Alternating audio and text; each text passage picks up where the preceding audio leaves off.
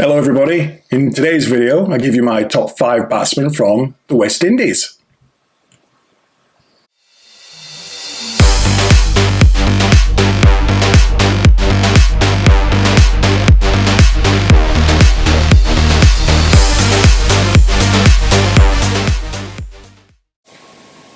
Hello everyone and welcome back to another video.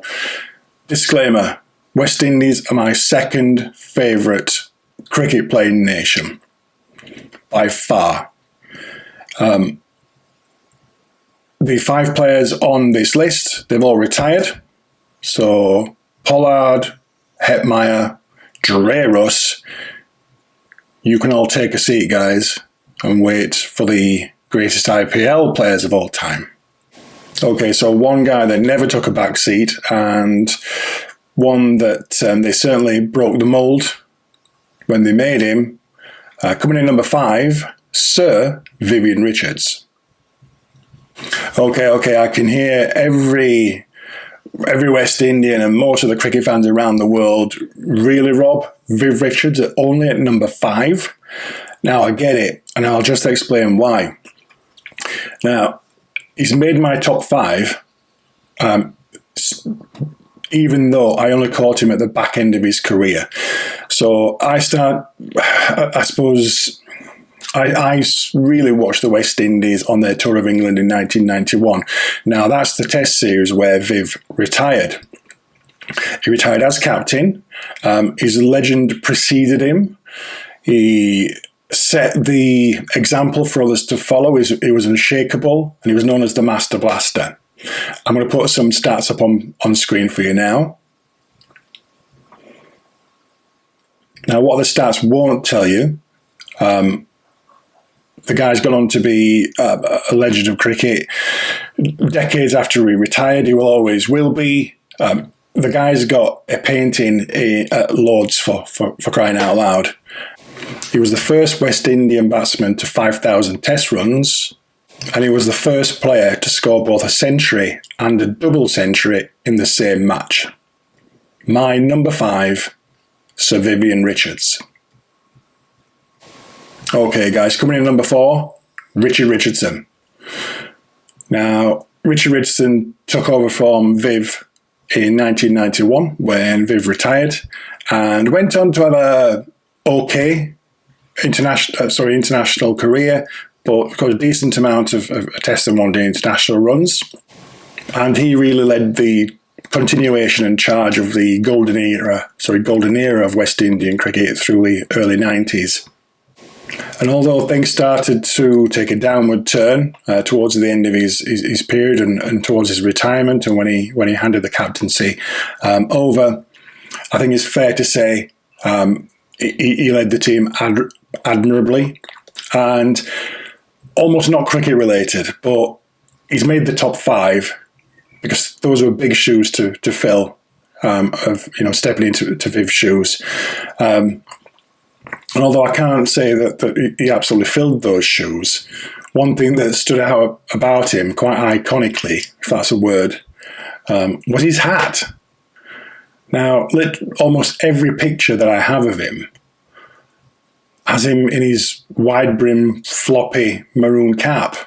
And as a teenager growing up, it wasn't known as whatever that hat is called. That was just the Richardson hat. And when my mates used to turn up to club games or to school games and they'd got the hat, they'd say, "Mum and Dad finally got me a Richardson hat or a floppy cap." So number 4, Richardson. Okay, we're rattling through these. So number 3 today, my number 3 West Indian batsman of all time, a little bit left field, and the first left-hander, Shivnarine Chandera. Okay, some stats up on screen, hopefully pause them if you want to look at them.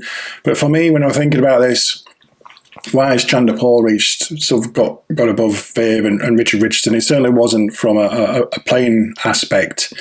He just struck me as the first sort of really different type of West Indian batsman. When he first made his debut, I think he was about 19 years old, 19, 20.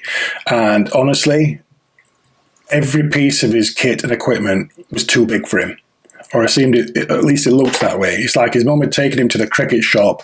He said, "Mum, I'm in the test side. I need some new kit." She said, "Let's go to the shop." They got to the shop. They bought the small size, and she looked at Shiv and said, "Don't worry, son. You'll grow into them." He scored a lot of runs. At first, it seemed like he struggled to get it off the square, but as he matured and filled out a little bit, he could actually smash it. He scored a hell of a lot of runs. He captained the side for a number of years. The reason why he stood out for me was basically because he batted square on, and you couldn't see his wickets. It's almost like he's playing French cricket. So very memorable cricketer, had a long time in the West Indies side. During the times that weren't so successful, a hard worker, hard to get out, and absolutely did his bit. And he eventually grew into his kit. Number 3, Shivnarine Chandera. Okay, we're getting serious now. Number 2, Gayle. Okay, Gayle, no better example of somebody who smashed it. I think he almost invented smashing it. Only recently retired over recent years and still threatens to make a comeback, even at the ripe old, he's a little bit younger than me, in his early 40s. Self-proclaimed the universe boss on Godzilla. What on earth took Gayle from the guy that turned up for his debut back in around to early 2000s, to this? Very controversial character, played the game his own way, fielded his own way. Basically, if he's not going to field in slips or somewhere short, then don't bother, because he ain't chasing the ball down to the boundary. He's not putting a dive in. He's one of the fielders that would normally put his foot out, but took some absolute pearlers of catchers. But yeah, not someone that you would see diving around in covers. As you've seen from the start, scored a lot of runs, including a triple century in tests, a double century in one-day internationals. He also bowled a little bit, but maybe that's for another video. He captained the side. He was part of the era of West Indian cricket that preferred to move into T20. There's a whole thing. Just Google it. There's a whole thing about West Indian cricket and sort of the IPL and T20 versus Test cricket. And maybe that's something for another video. But Gayle absolutely entertained both on and off the field. He was a good cricketer. Again, you could almost say someone who they broke the mould, but certainly the number one smasher in my mind. Number 2, Gayle. Okay, before I tell you who my number 1 West Indian batsman is, and I think you probably guessed by now, let's just go through a couple of special mentions. So, Sir Garfield Sobers, clearly before my time. Clive Lloyd, also before my time. When I first started paying attention to West Indian batsmen, Carl Hooper, Phil Simmons, Sherwin Campbell, all really good entertainers, and all part of that team that just seemed to have the wood over England. So loads and loads of brilliant batsmen over the time. Okay, my number 1 West Indian batsman of all time, and I hope you've guessed it already, Brian Charles Lara. Okay, some amazing stats on the screen.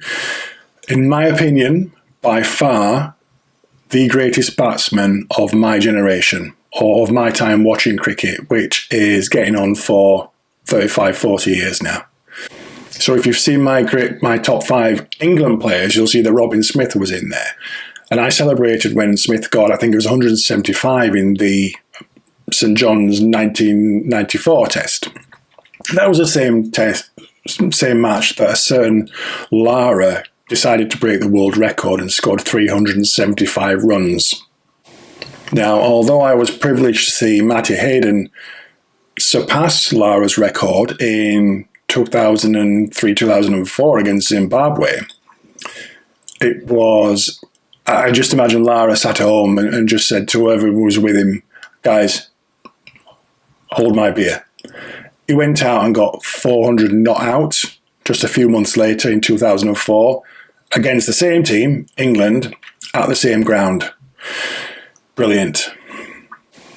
Lara basically dragged the West Indian side through the mid-90s to mid-noughties single-handedly, along with a few helpers admittedly. He captained the side, he scored a massive amount of runs, he was an ambassador for cricket, he still is. He works in the game, and everybody that speaks of Brian Lara will tell you that, given some perceptions of him, they're just not right. And off the field, he is a complete gentleman, professional, and really, really friendly chap. Love to take him out for dinner, buy him a Happy Meal, maybe him, Dhoni, and the late great Shane Warne. My number one West Indian batsman of all time, by far, Brian Lara. Okay, guys, thank you for sticking with the video to the end. Thanks for watching. If you did like this video, please drop a like on it. Leave me a comment if you wish. Tell me if you agree or disagree. And if you like cricket content, please consider subscribing to my channel as I really try and grow this. As always, there'll be more to come.